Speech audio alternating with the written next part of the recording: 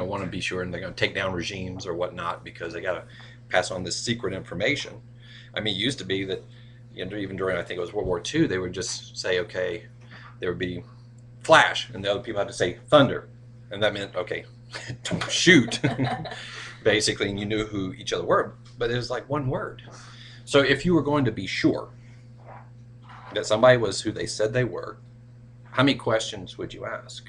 I mean, how many would you think would be necessary? And say, okay, well, yeah, I want you to be at this fountain in Rome, wearing plaid shorts, which aren't in style for most of us, and and Just get funny. He wore some yesterday. That's right.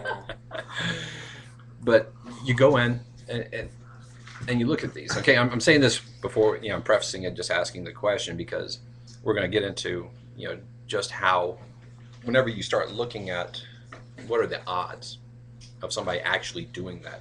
So say we're in Rome. Okay, first off, if this person has to, do whatever, they have to say their name or say, I am so and so. They have to meet at one fountain in Rome. Say there's 100 fountains in Rome. They have to be wearing plaid. Only one person in 100 wears plaid. And it has to be on this day of the week. So you got, 1 out of 7 chance. And then it has to be at this time, say this hour, say you have a 1 in 24 chance. So all those things, all those odds keep adding up. So pretty soon the odds are that that person is who they say they are. But so the question is, how many would it take? Would it be just 6? Well, today I'd like to look at who Christ was and how we can tell who he was, because there were a few more than 6 things that were prophesied about who he was, that he had to fulfill so that he could be who he said he was. Let's start off, and let me just pass out this handout real quick. Mackenzie cut his teeth. Why don't you pass it you that way? On Open Office spreadsheet, and put together. Yeah, there's one for you too. Okay, extra. There you go. Who he said he was. So I've outlined it into 3 sections. We have the birth, we have his life, and we have his death. And just as a caveat at the outset, these are not all up, just so you know. But we have 8 for each of them. Just kind of made it kind of nice and neat here. But we see that he was prophesied to be born as a human male. And if you want, let's go ahead and we'll have a quick look at that, just in Isaiah 9, 6 through 7. And if you notice on the handout, on the left-hand column under each one, the scripture is the prophecy, and on the right-hand side is the fulfillment. Oh, okay. All right, so we go Isaiah 9, 6, 7. That's going to be the prophecy, and then we'll look at the fulfillment. So in Isaiah 9, verses 6, in fact, we'll just read just 6. I think that'll be enough. It says, "For unto us a child is born, a child, and unto us a son is given, and the government will be upon his shoulder, and his name will be called Wonderful Counselor, Mighty God," and so on. So what we have is that it's a child, it's a human, first off. So he's not coming as God, is the point I'm making for the most part here. And that he's going to be male. He's going to be a son. And in looking at this in Isaiah, what we have to understand is that when this was written, Isaiah was written before the captivity, before they went into, before Israel went into captivity, and they went to captivity at 721 to 718 BC. So he's writing before then. So this is obviously, maybe 750 years before the birth of Christ, give or take. When we look at this, again, it's a proof of the Bible. Prophecy is a proof of the Bible. When we see that these things, such as Isaiah, which can be dated, and it's not a post-diction as opposed to a prediction. What it is that people know that these were actually written at this time, and that the original text is as the original text that we have today. And when we look at things like this, it becomes a proof of the Bible, whether we're talking about all the other prophecies, and today we're only talking about the prophecies of Christ. But when we look at the prophecies of the Bible, they are a proof of the Bible. Uh, I think they did a study on psychics, and the best psychics predict 8% of the time correctly. 8%. So when we look at the Bible, we're looking at 100%. And it's, again, we're moving away from guesswork to being for sure. But again, proving the Bible is not the purpose of today. And to a certain degree, as with every message, we can't go back and prove everything. But, maybe for a later time, we can look at proofs of the Bible, of which prophecy is only one. But for the purposes of today, we're assuming that the Bible is true. So Isaiah was written, and we'll look at different ones, and you'll see that there are quotes from Zechariah as well. And again, Zechariah can actually be narrowed down to around 520 to 518 BC is in terms of when he was doing all of his writing. So we're looking at, half a millennium plus as to when these prophecies were actually made. Okay, so now looking at Mark 1:1, just for a brief answer to the prophecy, was he born as a human male? You see in Mark 1:1, the beginning of the gospel of Jesus Christ, the Son of God. So it says that Jesus Christ came, he was a son, he was of God. In John 1, let's look at John 1:1. And we'll read verses 1 through 3 and 14.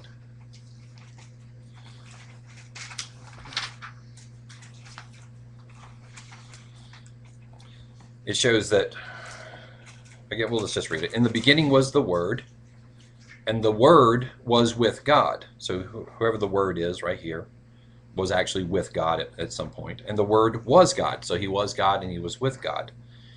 He was in the beginning with God. All these things were made through him, and without him nothing was made that was made. So the Word made all things. And there are a couple other scriptures, like in Galatians, that point to who made all things and who God made things through. And then verse 14, it says, and the Word became flesh and dwelt among us, and we beheld. So what we're saying here is he became flesh. So he became human. The Word was God. The Word became flesh. And we see just a quick proof for that he was actually a child. He was born as a human, and he was born as male, and he came in the flesh. So as you go through, and we're not going to go through all these prophecies today, and we'll just reference some of them, and this can be just a reference for you, and you can go back and look at it later if you want, or you can actually take notes or write things on it if you like. But that's the way this is basically laid out. The Bible said he's going to be born of a virgin. All right? And then, of course, we know the story. I don't want to go through that. He was born of a virgin. He was of the house of Judah, of the lineage of Jesse, from the house of David. So it gets very specific. He's not only going to be from Judah, and again, Jesus fulfilled all these things, and it's documented in the Bible. And most people will say, okay, yeah, there was definitely a Jesus. We just don't believe that he was who who everybody thinks he was or says he was. But yet he came and he fulfilled all these things, all these questions. So whenever the Bible, and we're going back to the scenario that we started off with, they said, okay, I'm going to send you somebody. And so you know who he is when he arrives. He's going to be a male. He's going to be born of a virgin from the house of Judah, from the lineage of Jesse, the house of David. You can be of the lineage of Jesse, and Jesse had a whole bunch of sons, of which David was only one. So go through David. And then it goes on and says, okay, well, he's born in Bethlehem. All right, this is what's going to happen. He's going to be born in Bethlehem. Now, the interesting thing about being born in Bethlehem was that his parents were actually from Nazareth. So here he is, Mary's pregnant in Nazareth. Joseph gets called up because of for taxes, and he has to go up to Bethlehem. And that's where Jesus is born, thus fulfilling the fact that he was born not only in Bethlehem, but Bethlehem Ephratah, because there's actually two Bethlehems in the land of Israel. There's this one and another one. So specifically, it says, okay, we're not even going to say just Bethlehem. We're going to say Bethlehem of Ephratah. So he was there for a while. Then the wise men coming through, talking to Herod, and the wise men again they knew, and they were knew to be expecting, and this is probably why they're called wise. They knew to be expecting the Savior at this time in history because of other things that we'll go through later. But they passed through Herod, and Herod said, "Well, I want to go worship him too. So whenever you go find him, let me know." And because they were headed to Bethlehem to look for the Christ. So when they got there, they told him, they again were warned that Herod did not have the best of intentions. So after that, they fled from Bethlehem. They didn't go back to Nazareth. They went down to Egypt, which again, I didn't include that prophecy, but again, it was said that he's going to be coming out of Egypt. So he went down to Egypt, and he came out of Egypt, and the scripture was fulfilled whenever they came back to Nazareth, which again is the second to last one in terms of his birth. They went back to Nazareth, and he was going to be Jesus. He was, again, this was a prophecy, Nazareth of Galilee. So you're seeing now that, okay, we're saying, okay, well, this person that I'm going to send you, he's going to fulfill all these things. So we went through 7 things so far that he had to fulfill. I wanted to look at this one maybe a little more in depth, was the 70 weeks prophecy. Because the 70 weeks prophecy says when he's going to be born throughout the history of time. Daniel 9, verses 20 to 27.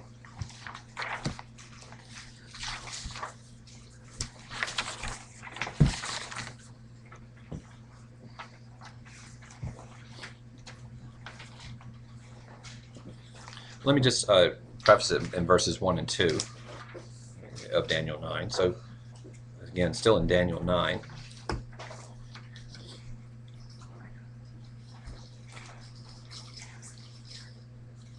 Daniel 9, verses 1 and 2 to set the timing of this.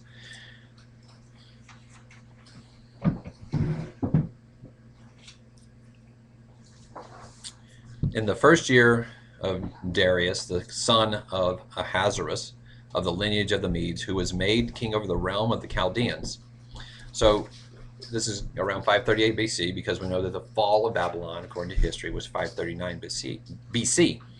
In the first year of his reign, so hence the 538, Daniel understood by the books the numbers of the years specified by the word of the Lord through Jeremiah, to Jeremiah the prophet, that he would accomplish 70 years in the desolations of Jerusalem. So skipping down to verse 20, more to the prophecy, he says, "Now while I was speaking and praying and confessing my sin and the sin of my people Israel, and presenting my supplication before the Lord my God for the holy mountain of God, yes, while I was speaking in prayer, the man Gabriel," or the angel, the archangel Gabriel, "whom I had seen in the vision at the beginning, began being caused to fly swiftly, reached me about the time of the evening offering. And he informed me," so he's being interrupted by Gabriel, "and he informed me and talked to me and said, 'O Daniel, I have now come forth to give you skill to understand. At the beginning of your supplications or your prayers, the command went out, and I have come to tell you, for you are greatly beloved. Therefore consider the matter and understand the vision.'" Verse 24. 70 weeks are determined for your people and for your holy city to finish the transgression, to make an end of sins, to make reconciliation for iniquity, to bring in everlasting righteousness, to seal up vision and prophecy, and to anoint the most holy. Verse 25. "Now therefore understand that from the going forth of the command to restore and build Jerusalem until Messiah the Prince," until the coming of Christ, "there shall be 7 weeks and 62 weeks. The street shall be built again, and the wall, even in troublesome times." So we're given a time here, and we're given a start time and how long it's going to be until Christ comes. And as we'll find out, I think later here, that it's when he begins his ministry. So verse 26, it says, "After 62 weeks, Messiah shall be cut off, but not for himself, and the people of the prince who is come shall destroy the city and the sanctuary. The end of it shall be with a flood until the end of the war and desolations are determined. Then he shall confirm a covenant with many for 1 week." But in the middle of the week he shall bring an end to the sacrifice and offering, and on the wing of abominations shall be one who makes desolate. Even the consummation which is determined is poured out on the desolate. So back up to 24, 70 weeks for you and your people, your holy cities. Literally, the word weeks there is sevened. 70 sevens, a heptad, or a series, a combination of seven. We understand, again, obviously, we're talking 538 BC here. It wasn't 62 weeks until Christ came. It was that just over a year, so he didn't come 537 BC. But it was obvious, even to them at the time, and there's an understanding of prophecy of a week, a day for a year. It's again, there's a couple places I can just tell you in Numbers 14:34 if you're not familiar with and I'm not going to turn there, but Numbers 14:34, as well as Ezekiel 4 verses 3 through 6. Again, it talks about and shows the week for a year. I'll read 14:34. It says, according to the number of days in which you spied out the land, 40 days, for each day you shall bear guilt for 1 year. So it's the day for the year principle. And again, in Ezekiel 4, he does the same thing. Again, and it shows us how it can be. And of course, when we look at prophecy after the fact, we can see that these things are so as well, because as we'll go on, you'll see that it was indeed a day for a year. So continuing here, we find what's to be accomplished in verse 24: to finish the transgression, to make an end of sins, to make reconciliation for iniquity, to bring everlasting righteousness, to seal up vision and prophecy, and to anoint the most holy. Again, those are things that only Christ did and Christ could do, as he did. Now in verse 25, now therefore, know therefore and understand that from the going forth of the command to restore and build Jerusalem until Messiah the Prince. So it'd be from the decree to rebuild Jerusalem until Messiah, and that's Christ means anointed, so when he became anointed, that this period would happen. Acts 10:37 and 38 shows that it was shows about Christ, tells about Christ being anointed. I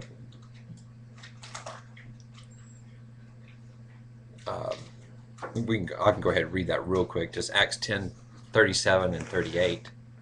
And it's somewhat, and we'll spend just a little bit more time on this one because it's a little more in depth and a little more difficult to follow in terms of when he got here and how he got to that point.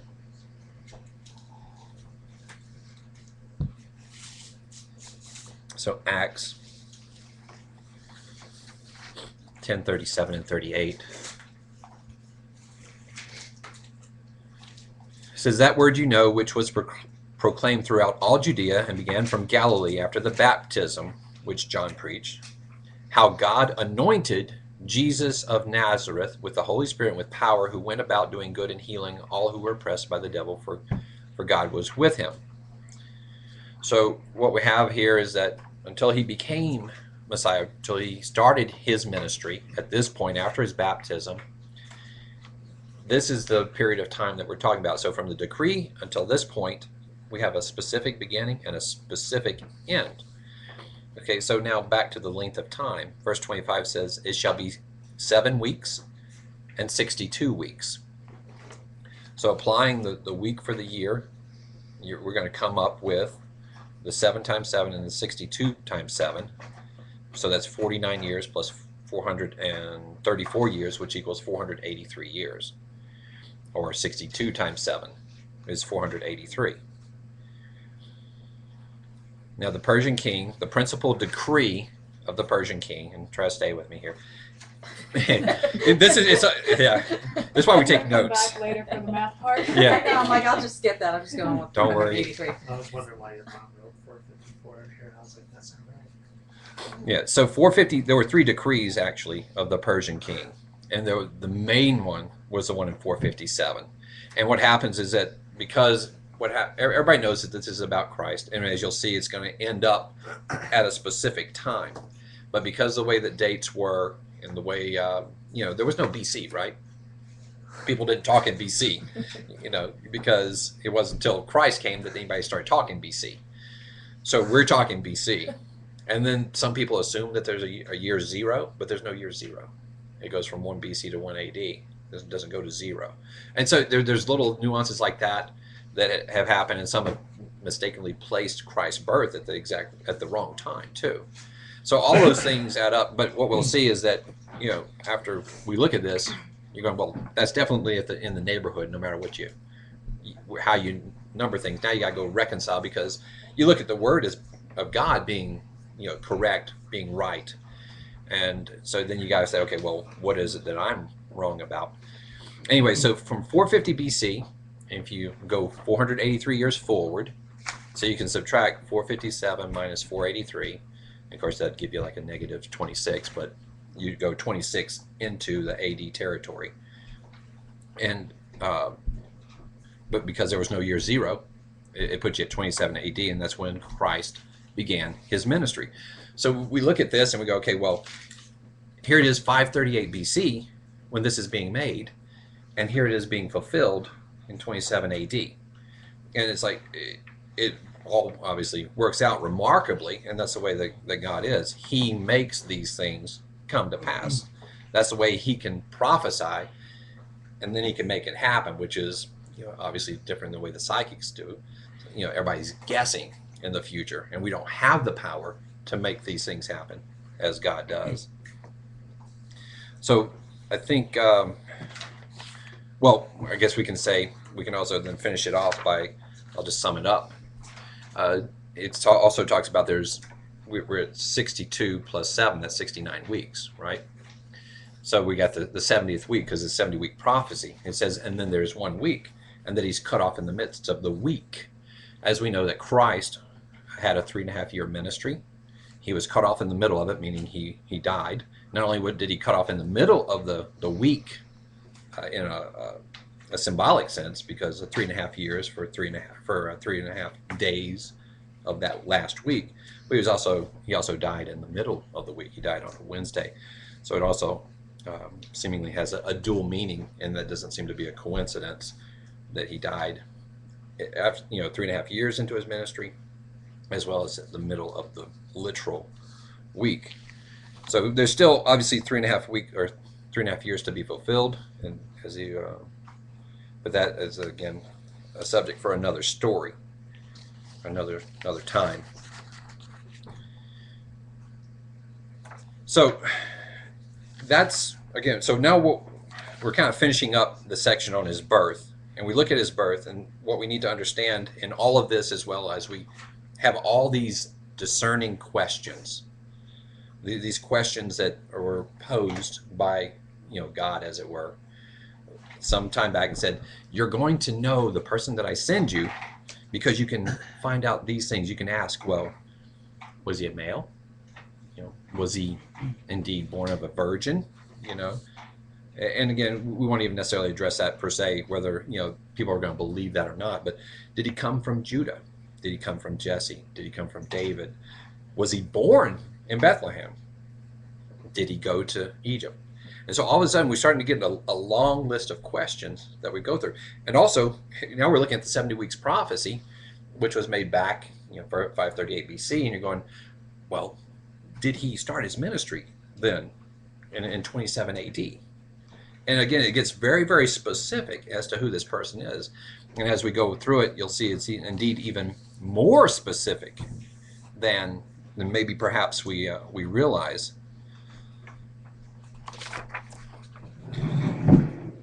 So when we look at this, we look at things that were, and again, I divided this up specifically, and maybe I can just tell you right now, the first one, the birth, these are things outside the control of the man Jesus, the one who became Jesus.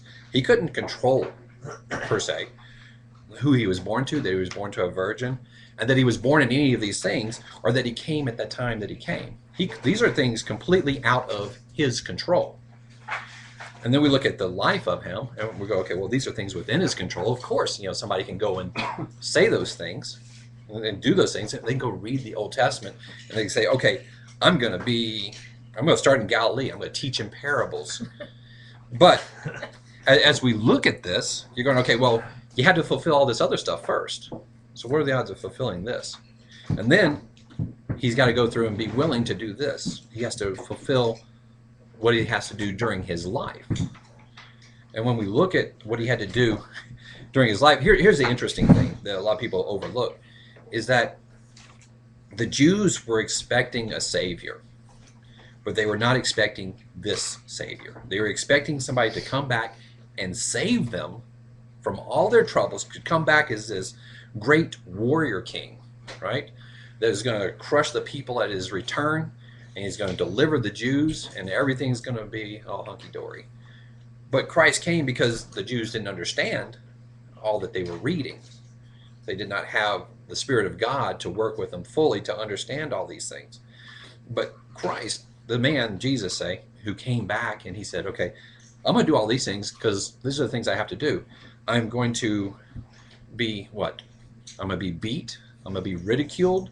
I'm going to be falsely accused. I'm going to be murdered. And I'm not even going to stand up for myself. I'm just going to be silent while all these accusations are being falsely brought against me. And that's the person that you want to be? Is this who, when everybody's expecting somebody else, why would you go through and do this? And this is a question that you have to answer during his life. And then you also have to ask yourself, okay, all these people with him, they all had to be in cahoots. They had to perpetuate the lie, if it was a lie, as well. Okay, well, he said, okay, well, maybe I can get 12 guys or 120, because he had 120 at the end, that were all willing to lie for him. Yeah, you're going, okay, well, that's not outside the realm of possibility. But then you have to go on still another step further. And you go, because of the 12 apostles, 11 of them ended in an ignominious death. They were martyred because of their beliefs. So these people were willing to lay down their life for what? For a lie? Or was it because they believed these things, because it was the truth? Of course, that's what it was. Of course, Jesus was who he said he was. And then we look at the death column. Again, the death column is outside of his control as well. You look at, okay, let's look at him here. One crucified. Again, these are done, while the first one was out of his control, but done by, say, his parents to a large degree. And again, they were, the angels intervened and said, okay, well, you need to go here to save his life. So they were directed. God made these things happen. But you look at the death part, and you go, well, okay, he was crucified, and his hands were pierced, and his feet were pierced, and that was all prophesied to happen. Now, the interesting thing about it was when these things were prophesied, there was no such thing as crucifixion. Again, so you're looking at maybe 1,000 years beforehand when this was made, and yet these people there was no such thing as crucifixion until maybe 800 years later when the Romans started doing it. I think they started doing it about 200 years before Christ. The Roman Empire, I think, began around, was it 476 BC? I think it was 4, and went up to 31 AD around there, if I have my dates right. Anyway, crucifixion as a means of killing people or crucifying them or making them suffer before they died was not in existence when this prophecy was made. So you're going, okay, well, you got to come up with a new way of death, of dying. Let's imagine this, and then somebody else has had to fulfill it. And the thing is, you go through these things. If I'm a non-believer and I'm looking at this person, Jesus, coming, and he says, okay, for him to be who he says he was, we have to do these things. We have to pierce him. We have to crucify him. We can't break any of his bones. We got to cast lots. We got to pay 30 pieces of silver for him. I'm not going to do any of those things. If I know, because it lends credence to who he is, I'm going to give him 31 pieces of silver just to be different. And then, so you go through and you go, okay, well, you look at this and it says, okay, well, this lends to me the least amount of credence to the fact that this is some type of big cover-up, that Jesus was just a man, and that he tried to make all these things happen. These are people who were trying to subdue him because he was going to be king. I mean, everybody knew he was a king and king of kings. This is what threatened, men like Herod, and they thought that he meant to be a king at that time and to usurp them, and they didn't want to lose their power. as a means of crucifixion, when men stayed up on the cross for too long, or the pole or stake, whatever it was, they would go and break their legs so that they could not support themselves, and they would suffocate more quickly in the end, because whatever they had to do, they had to get home, or they didn't want to hang around. They were dragging on. It's like, you're going to die, might as well hurry it up. But when they actually went to break his bones, they went to do that, but he had already died. So we look at all these things. They cast the lots for his clothes. They were going to tear it up. They said, "Oh, this is too good. Let's keep it together, and we'll throw dice, as it were, for it, and we're gonna, whoever gets it gets this piece of clothing."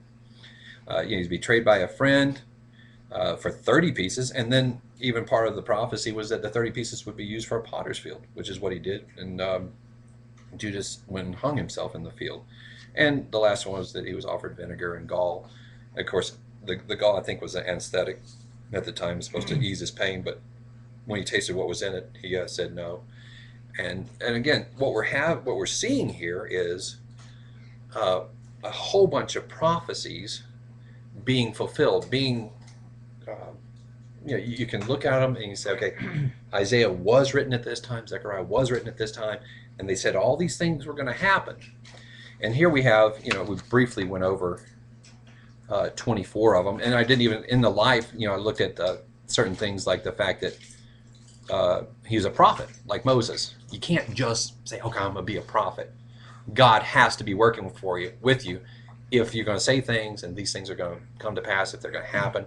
Of course, he did miracles, and the fact, even you think about riding into Jerusalem on a donkey, and think it says as a king. It's like, how many people, or how many people rode into Jerusalem as a king? All of a sudden the numbers get very limited. So in that vein, again, back to the numbers, I wanted to talk about and tie in what we started off with in the very beginning. How many questions do you ask? How many questions are you going to ask to make sure that that person is who they say they are? There's a mathematician and scientist who went through, and he took 8 of the prophecies. And one of them was, for instance, like he was going to be born in Bethlehem, Ephratah. And he, with his class, went through and tried to assign odds that something like that would happen. Now, some of these things you can look at and you go, okay, well, born male, born female, 1 in 2 chance, right? Let's call it 1 in 2. So some of the things can be quite objective, but when you get into math and you get to this part of math, there's a certain subjectivity to it, or perhaps a certain art to it. And knowing that, he took that into consideration, and he says, okay, well, here's how many people there were on earth. This is how many people were in Bethlehem, Ephratah at the time. And again, can't know those things for sure, but you can come up with some guesses. And I think his guess was actually a little bit off. But as we'll see over time, it doesn't matter how much he was off here, because he came up with a figure for how many people were in Bethlehem at that time, and how many were in the earth, and said, okay, well, then there's a 1 in 10,000 chance that, okay, a person would be born in Bethlehem at that time. And so he goes through and he takes the one for, behold, I'll send a messenger and he'll prepare the way for me, which is the first one in the life section. Again, which is interesting, because you have to have somebody, you have to, again, like, I want you to go ahead. I want you to prepare the way for me. Okay, and even to the point where, John the Baptist was beheaded. He prepared the way for Christ. So he said, okay, what's the odds that somebody would do that for you, or that they were going to do that for this one person?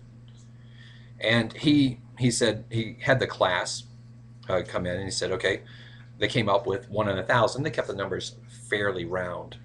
And they felt that 1 in 1,000 was very conservative, because you have to say, okay, 1 out of 1,000 people prepared the way for somebody like this. That's not even close by my reckoning.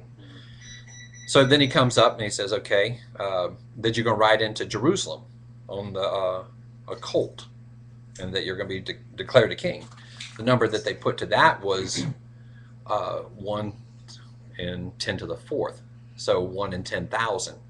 He says, we're going to use 1 in 10 to the 2nd, 1 in 100. So what you see is, as he goes along, he goes ahead and says, okay, we're going to give them the benefit of the doubt. We're going to say it's 1 in 100 as opposed to 1 in 10,000. He said, and then when it came to the wounds in his hands, he said, they said 1 in 1,000. And so he said, okay, we'll use that. That somebody's going to betray you. One of your friends is going to betray you. And then 30 pieces of silver. They used they said, okay, 1 in 10,000. That's going to be extremely rare because you just got to go, what are you going to pay somebody for this kind of information? Given all the coins that you have, we're going to do this. So they said 1 in 10,000. He said, well, let's use 1 in 1,000. And to understand the difference, you understand, because I'm a 10 to the fourth and 10 to the third power. And when you start looking at these things, the difference between 10 to the fourth and 10 to the third is you're looking at 1,000 versus 100. That's 900 in between. And as you go through these differences, and so you can't take it lightly that he's downplaying these numbers and making them even more conservative, because it's not just like 10 to the fourth and 10 to the third. It's no big deal. It's a huge jump between these two. So then it said cast it into a potter's field is the other one that he took, and they agreed that estimate would be 1 in 100,000, and he knocked it down to 1 in 10,000. So what are the odds that you're gonna get that money, and then you're gonna go buy a potter's field with it? Who goes and buys a potter's field? I mean, do they have any of those around here? Maybe up in LaPorte, I don't know. And then, so then when he was oppressed and afflicted, he didn't open up his mouth, which was one of the other prophecies. So when he was more or less on trial, he did not make a defense for himself. And the students said they couldn't even think of a time when this has ever happened. In fact, most of these guys, they got to tape up their mouth. I've seen them with duct tape, taped up their mouth because the guy would not shut up in the trial. Well, Christ, he doesn't even defend himself with all the false accusations. And they couldn't ever think of a case. They could not say, I can't think of anybody who's ever done that in the history of man. But that being said, they said, we're going to make it 1 in 10,000. 1 in 10,000 out of all the people. And he says, we're going to use 1 in 1,000. So he again downgrades it again. And then the 8th one, about the piercing the hands and the feet, they said 1 in 10,000, and he said we'll use that. Which again, based on what I described before, that this prophecy or this type of death didn't even exist. This means of torturing. It's like, okay, but then we're going to say 1 in 10,000, and he said, okay, well, we will use that. So basically, you see what he did. Anyway, so he then takes those out. Okay, and for odds, this is what I'm going back to before when we were talking about how do you distinguish this one person that you want to meet, say in Rome. If the odds are 1, we'll go simple. Say it's 1 in 10 that he's going to be wearing plaid pants, and that there's only 10 fountains in Rome, then it's 1 in 10 and 1 in 10. Well, to find out what the odds are that you're going to have a plaid man at the fountain, it's 1 in 100. So you multiply the 10 times the 10 and the 1 times the 1. And it's a 1 in 100 chance that there's going to be a plaid man at that fountain. So all of a sudden, for every new discriminating fact that you get to, you multiply it. So for all these odds, and remember, he made them all conservative, you multiply them all times each other for 8 prophecies, and he came out with a number of 2.8 times 10 to the 28th power. All right, so a number, again, that doesn't mean an awful lot to any of us right now. So not only that, but he takes that 2.8 and he says, for the sake of argument, let's just make it 1. So again, we go back to the 2.8, which was his number of population, which I thought was a little bit high. And he says we're going to make it 1. And then, okay, for this odds, we need to find out how many people have lived throughout all of history. And so he put the estimate at 88 billion, which may have been pretty close at the time. I'm not exactly sure the time he did this, but I've done my own little studies on it before in the past, and I want to say that, give or take, it's 100 billion people who've lived throughout the history of mankind. And which he said 88 billion, and he goes ahead and rounds it up to 100 billion anyway. So whenever you divide the number for the 8 prophecies by the number of people, you come out with the odds of one person fulfilling this as 1 in 10 to the 17th power. Again, a number that doesn't really compute. To understand just a little bit of what 10 to the 17th power is, let's take Jody's home state of Texas. You can take a silver dollar and you can put it down on every square inch of Texas, a silver dollar. And you keep doing that until you get to 2 feet high. And you'll have 10 to the 17th silver dollars. That's how many 1 to the 10 to the 17th is. Those are the odds. Now, the thing is, those were all super conservative. All those numbers were super conservative whenever you look at it. So then he looked at it and goes, okay, well, let's say that we took 8 more. We take 8 more prophecies that he fulfilled, and assuming that the odds were all the same, just for the sake of this conversation, make it easier, you have 10 to the 28th again, but now you don't have to divide it out because you already divided the first one out by the number of people. So 10 to the 28th times 10 to the 17th is 10 to the 45th power. That's the odds of 16 prophecies coming true, of asking 16 questions of somebody. Now, how big is that number? 10 to the 45th. Well, again, I didn't do the math, but they said if you took all those silver dollars and you put them all together and it would make a ball of silver. If you use 10 to the 45th silver dollars, that would encompass the orbit of Neptune almost. So you look at the orbit of Neptune, which is about, 30 times as far from the sun as we are. So it almost go out to the orbit of Neptune. That's how many silver dollars. That's the odds of just 16 prophecies if we use the conservative numbers and if those are, the same odds, if those are right odds, if those are correct. Now here's the thing. This same guy goes and does 48 prophecies. And now we get ridiculous. Because now he gets to 10 to the 157th power. Is the odds of one person fulfilling only 48 of the prophecies. So we wrote down 24. He did 48 of them. People believe in the mathematical community, anything past 10 to the 50th, the probabilities of anything happening after that are so completely small that it's considered impossible or completely possible, one of the two. So we're not at 10 to the 57th. 10 to the 50th. We're at 10 to the 157th. The number of electrons in the whole universe is somewhere between 10 to the 79th and 10 to the 88th. Not that anybody can count. They're all guessing and the numbers are changing. But again, we're talking, say, 10 to the 88th. That's how many electrons there are in the whole universe. And yet, the possibility of just 48 prophecies coming to pass, one man fulfilling them, is 10 to the 157th. So now the question is, how many prophecies are there? We're talking 48, right? The numbers, most people will agree that there's over 300 prophecies that Christ fulfilled. Over 300. And there's people like Edersheim who says there's 456 prophecies. So no matter how generous you want to be, we're looking at numbers that are just beyond astronomical, literally. When you talk about astronomy, all the numbers of astronomy pale in comparison to the numbers that it would take, the odds, the probability. And then that's not even considering the fact that, how many people have been born to a virgin?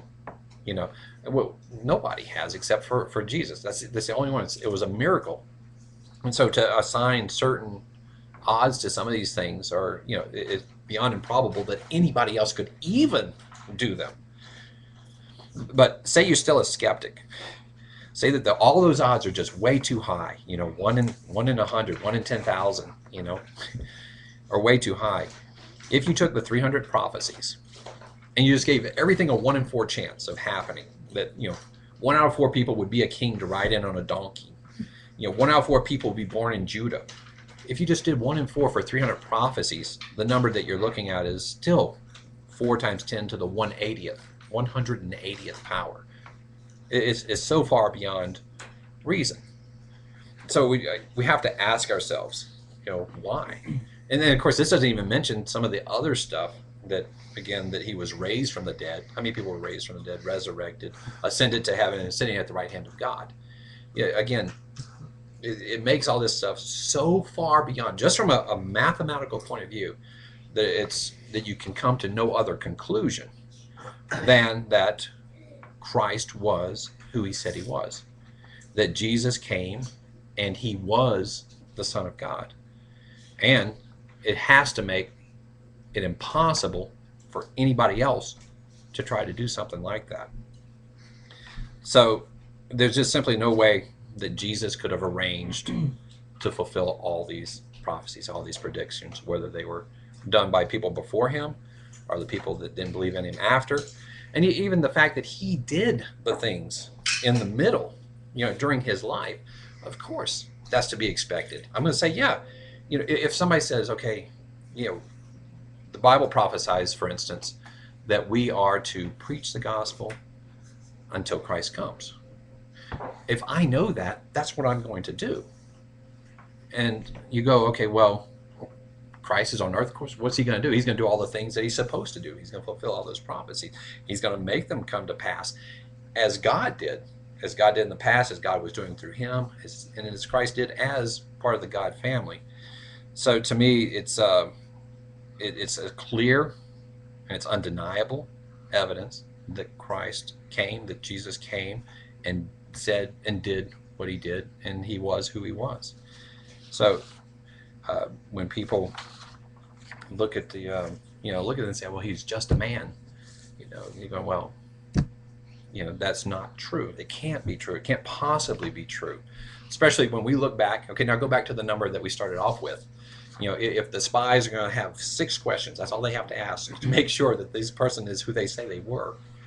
How many questions, did we come up with? You can come up with them, different, all kinds of, you can say whatever you want, do whatever you want, and you can narrow down somebody very quickly, as we've seen.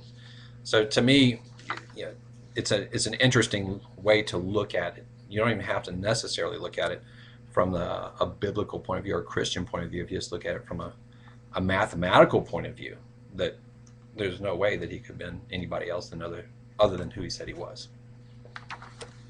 So that's about all I have on the subject. Was there